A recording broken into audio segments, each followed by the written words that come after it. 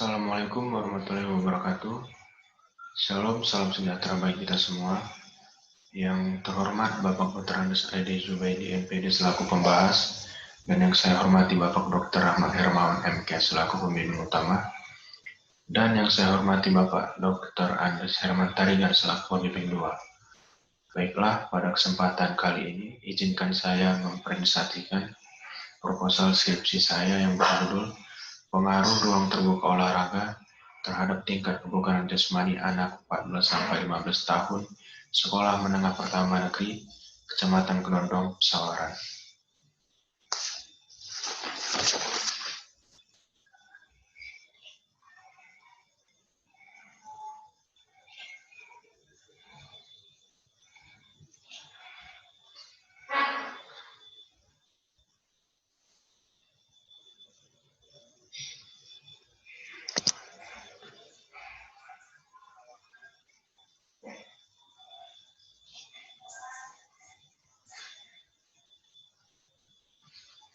Baiklah, sebenarnya proposal kali ini saya akan mempresentasikan skripsi proposal saya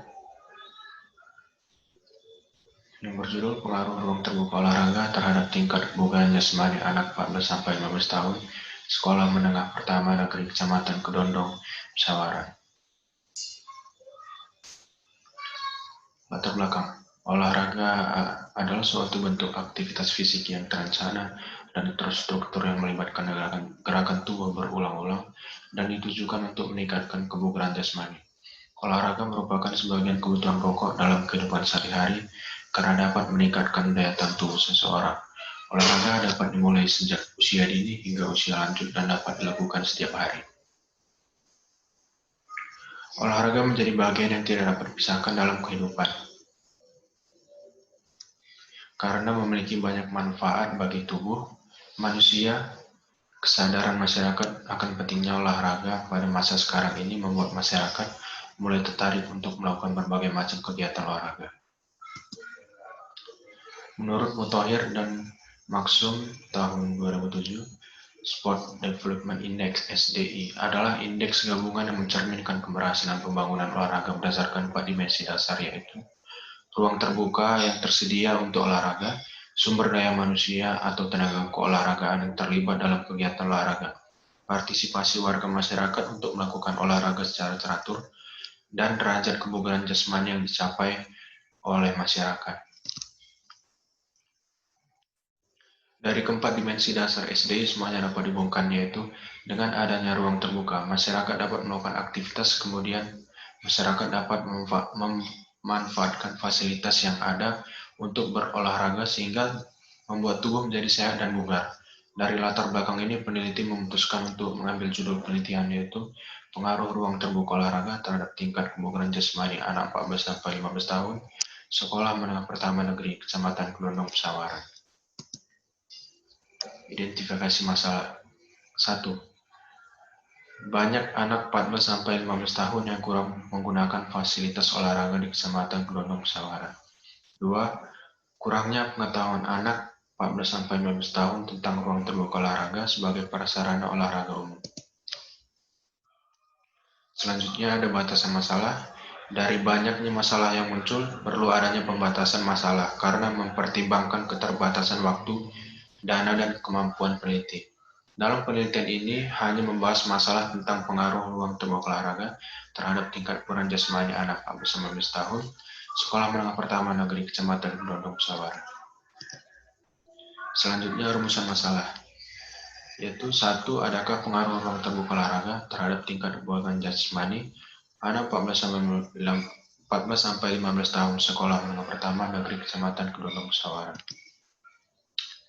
Tujuan penelitian untuk mengetahui adakah pengaruh ruang terbuka olahraga tingkat kebugaran jasmani anak 14-15 tahun Sekolah Menengah Pertama Negeri Kecamatan Kedondong, Pesawaran. Manfaat penelitian. 1. Manfaat teoritis, yaitu secara teoritis penelitian ini diharapkan dapat menambah kajian ilmiah tentang tingkat kebugaran jasmani terhadap penggunaan fasilitas ruang terbuka olahraga, serta menjadi bahan pertimbangan dalam melakukan penelitian dalam olahraga ruang terbuka, khususnya tingkat kebugaran jasmani. 2. Manfaat praktis. Yang pertama, bagi anak 14-15 tahun. Penelitian ini bermanfaat untuk memaksimalkan potensi, terutama dalam meningkatkan kebugaran jasmani melalui penggunaan ruang terbuka olahraga. Yang kedua, bagi peneliti dan anak 14-15 tahun. Penelitian ini dapat memberikan pengalaman pembelajaran yang baik untuk meneliti dan remaja mendapatkan informasi serta memberikan informasi tentang tingkat kebugaran jasmani sekolah menengah pertama negeri Kecamatan Grondong, Pesawaran, dan ruang terbuka olahraga. Selanjutnya, tinjauan pustaka. Menurut Notoatmojo tahun 2010, pendidikan kesehatan adalah upaya persuasi untuk pembelajaran kepada masyarakat agar masyarakat mau melakukan tindakan-tindakan untuk memelihara dan meningkatkan taraf kesehatannya. Jadi dapat disimpulkan bahwa pendidikan kesehatan adalah suatu bentuk kegiatan dengan menyampaikan materi tentang kesehatan yang bertujuan untuk mengubah perilaku sasaran. Selanjutnya, tujuan pendidikan kesehatan. Tujuan pendidikan kesehatan menurut Nur Salam dan Effendi tahun 2008, yaitu terjadi perubahan sikap dan tingkah laku individu, keluarga, kelompok khusus, dan masyarakat dalam membina serta memelihara perilaku hidup sehat serta berperan aktif dalam upaya mewujudkan derajat kesehatan yang optimal. Selanjutnya, pendidikan kesehatan menurut para ahli. Pendidikan kesehatan adalah proses membuat orang mampu meningkatkan kontrol dan memperbaiki kesehatan individu. Kesempatan yang direncanakan untuk individu, kelompok, atau masyarakat agar belajar tentang kesehatan dan melakukan perubahan-perubahan secara sukarela dalam tingkah laku individu. Menurut Ed Chang tahun 1991. Kedua, memberikan pengertian kesehatan merupakan sejumlah pengalaman yang berpengaruh, menguntungkan secara kebiasaan, sikap, dan pengetahuan yang ada hubungannya dengan kesehatan perseorangan, masyarakat, dan bangsa. Kesemuanya ini dipersiapkan dalam rangka mempermudah diterimanya secara sukarela perilaku yang akan meningkatkan dan memelihara kesehatan. Menurut Wood, dikutip dari Effendi tahun 1997. Selanjutnya, pengertian kebugaran jasmani. Menurut The President Council of Physical Fitness dan Sport yang dikutip oleh Charles T. Kanselman dan The Editor of Consumer Guide tahun 1978 dalam Jurnal Hairi tahun 2010, menyatakan bahwa kebugaran jasmani adalah kemampuan untuk melaksanakan tugas sehari-hari dengan giat dan dengan penuh kewaspadaan, tanpa mengalami kelelahan yang berarti dan masih dapat menikmati waktu senggangnya, serta menghadapi hal yang tak terduga sebelumnya. Selanjutnya, kebugaran jasmani menurut para ahli. Menurut Suratman tahun 1975, kebugaran jasmani adalah suatu aspek fisik dari kesegaran menyeluruh atau total fitness yang memberi kemampuan pada seseorang untuk menjalankan kehidupan yang produktif dan dapat menyesuaikan pada tiap pembebanan atau stres fisik yang wajar. Selanjutnya, menurut Joko Peki Irianto tahun 2004, pengertian kebugaran jasmani adalah kemampuan fisik seseorang untuk dapat melakukan kerja sehari-hari secara efisiensi tanpa menimbulkan kelelahan yang berlebihan, sehingga masih dapat menikmati waktu luang. Selanjutnya, pengertian ruang terbuka olahraga. Ruang terbuka olahraga merupakan suatu kebutuhan bagi masyarakat untuk melakukan aktivitas fisik. Keberadaan ruang terbuka olahraga yang mudah diakses oleh semua lapisan masyarakat dapat mendorong terciptanya suatu masyarakat yang gemar berolahraga atau beraktivitas fisik. Selanjutnya, ruang terbuka olahraga menurut para ahli. Ruang terbuka adalah batas atau rongga bermakna dengan kondisi fisik benda yang melingkupinya. Ruang terbuka keras adalah segala sesuatu yang secara prinsip dibatasi oleh dinding arsitektural dan biasanya sebagai tempat bersama untuk kegiatan sosial. Ruang terbuka lunak adalah segala sesuatu yang didominasi oleh lingkungan alam. Menurut Transik 1986.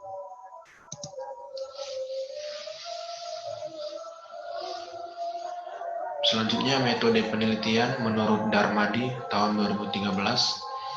Metode penelitian adalah suatu cara ilmiah untuk mendapatkan data dengan tujuan kegunaan tertentu. Cara ilmiah berarti kegiatan penelitian ini itu didasarkan pada ciri-ciri keilmuan, yaitu rasional, empiris, dan sistematis. Jenis penelitian yang digunakan dalam penelitian ini adalah metode penelitian kuantitatif dengan pendekatan deskriptif. Selanjutnya, tempat dan waktu penelitian. Penelitian ini dilakukan di lapangan SMP Negeri 24 Kecamatan Gondong, Musyawarah Lampung, dan waktu penelitian ini dilaksanakan pada bulan Agustus tahun 2020. Selanjutnya, populasi dan sampel. Yang pertama, menurut Sujana tahun 2008, populasi adalah totalitas semua nilai yang mungkin, hasil menghitung ataupun pengukuran kuantitatif kualitatif mengenai karakteristik tertentu dari semua anggota kumpulan lengkap dan jelas yang ingin dipelajari dari sifat-sifatnya. Yang kedua, menurut Suharmi Arikunto tahun 2002, bahwa untuk sekedar ancer-ancer apabila subjeknya kurang dari 100 maka lebih baik diambil semua sehingga penelitiannya merupakan populasi. Selanjutnya, jika jumlah subjeknya besar dan dapat diambil antara 10-15% atau 20-25%, dan jumlah SMP negeri di Kecamatan Kedondong Pesawaran ada 4 SMP negeri dan masing-masing kelas 2 rata-rata 30 orang anak. Jadi untuk sampel 25% dari jumlah populasi 120 orang anak dengan hasil 30 orang anak menjadi sampel pada penelitian ini. Variabel penelitian. Yang pertama, variabel bebas, independent variable. Variabel bebas adalah variabel yang mempengaruhi atau yang menjadi sebab perubahannya timbulnya variabel dependent terikat. Maka dalam penelitian ini yang menjadi variabel bebas independent variable adalah ruang terbuka sebagai X. Dan kedua, variabel terikat, dependent variable. Variabel terikat dependent variable merupakan variabel yang mempengaruhi atau menjadi akibat karena adanya variabel bebas sesuai dengan masalah yang akan diteliti, maka akan menjadi variabel terikat dependent variable atau tingkat keguguran jasmani sebagai Y. Selanjutnya ada instrumen penelitian. Menurut Nur Hasan dalam Nur Latifah tahun 2012 menjelaskan bahwa tes merupakan suatu alat ukur yang dapat digunakan untuk memperoleh data yang objektif.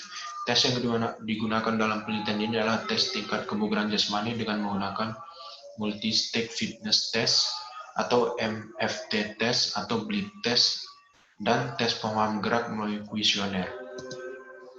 Selanjutnya, tes tingkat kebugaran jasmani. Pertama, ada banyak tes yang dapat dilakukan untuk mengukur kebugaran jasmani. Di antaranya Cooper test, Harvard test, TAP test, multi-stage fitness test atau BLIP test dan sebagainya. Dan penelitian jenis ini tes yang digunakan adalah multi-stage fitness test atau BLIP test. Selanjutnya, perangkapan tes. Yang pertama yang diperlukan adalah lintasan tes dapat berupa halaman, lapangan olahraga atau tanah datar yang tidak licin sepanjang 20 meter. Kedua, pengeras suara dan tape recorder. Yang ketiga, kaset CD berupa paduan tes MFT. Selanjutnya, persiapan pelaksanaan tes. Pertama, ukur panjang lintasan lari adalah 20 meter dan beri tanda di kedua ujungnya. Yang kedua, pastikan kaset atau CD yang berisi paduan tes telah disetting dengan benar. Yang ketiga, sebelum melakukan tes, jangan makan selama 2 jam sebelum mengikuti tes. Pakai pakaian olahraga dan sepatu olahraga yang tidak licin. Yang keempat, melakukan peregangan terutama untuk otot-otot tungkai sebelum melaksanakan tes. Disarankan juga untuk melakukan pemanasan secara umum sehingga secara fisik dan mental siap melakukan tes. Yang kelima, setelah melakukan tes, lakukan pendinginan dengan melakukan peregangan. Selanjutnya, pelaksanaan tes. 1. Hidupkan tape recorder yang berisi kaset atau CD paduan tes MFT mulai dari awal lalu ikuti petunjuknya. Yang kedua, pada bagian permulaan jarak dua sinyal tut menandai suatu interval 1 menit yang terukur secara akurat. Yang ketiga, selanjutnya terdengar penjelasan ringkas mengenai pelaksanaan tes yang mengantarkan pada perhitungan mundur selama 5 detik menjelang dimulainya tes. Yang keempat, setelah itu akan keluar sinyal tut pada beberapa interval yang teratur. Yang kelima, peserta tes diharapkan berusaha agar dapat sampai ke ujung yang berlawanan bertepatan dengan sinyal tut yang pertama berbunyi, untuk kemudian berbalik dan berlari ke arah yang berlawanan. Yang keenam, setiap kali sinyal tut berbunyi, peserta tes harus sampai di salah satu ujung lintasan lari yang ditempuhnya. Yang ketujuh, selanjutnya interval 1 menit akan berkurang. Sehingga untuk menyelesaikan level selanjutnya, peserta tes harus berlari lebih cepat. Dan yang ke-8, setiap kali peserta tes menyelesaikan jarak 20 meter, posisi salah satu kaki harus tepat menginjak atau melewati batas 20 meter. Selanjutnya berbalik dan menunggu sinyal berikutnya untuk melanjutkan lari ke arah berlawanan. Yang kesembilan, setiap peserta tes harus berusaha bertahan selama mungkin sesuai dengan ketepatan yang telah diatur. Jika peserta tes tidak mampu berlari mengikuti kecepatan tersebut, maka peserta harus berhenti dan dihentikan dengan ketentuan. 10. Jika peserta tes gagal mencapai 2 langkah atau lebih dari garis batas 20 meter setelah sinyal tut berbunyi, ngetes memberi toleransi 1 kali 20 meter untuk memberi kesempatan peserta tes menyesuaikan kecepatannya. 11. Jika pada masa toleransi itu peserta gagal menyesuaikan kecepatannya, maka dia dihentikan dari kegiatan tes. Terakhir, ke-12, tanda batas jarak. Selanjutnya, penilaian menggunakan kuesioner atau angket.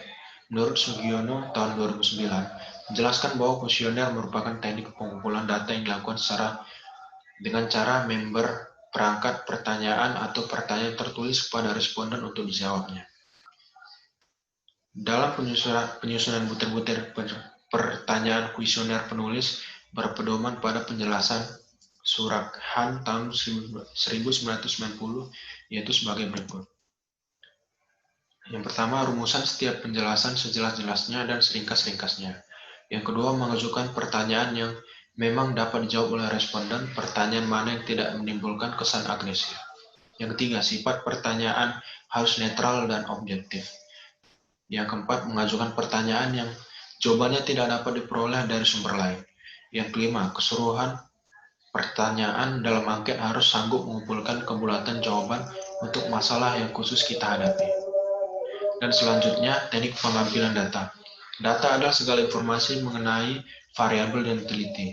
Data adalah fakta tentang situasi, fakta adalah sesuatu yang dibuat atau dihasilkan oleh situasi pengukuran.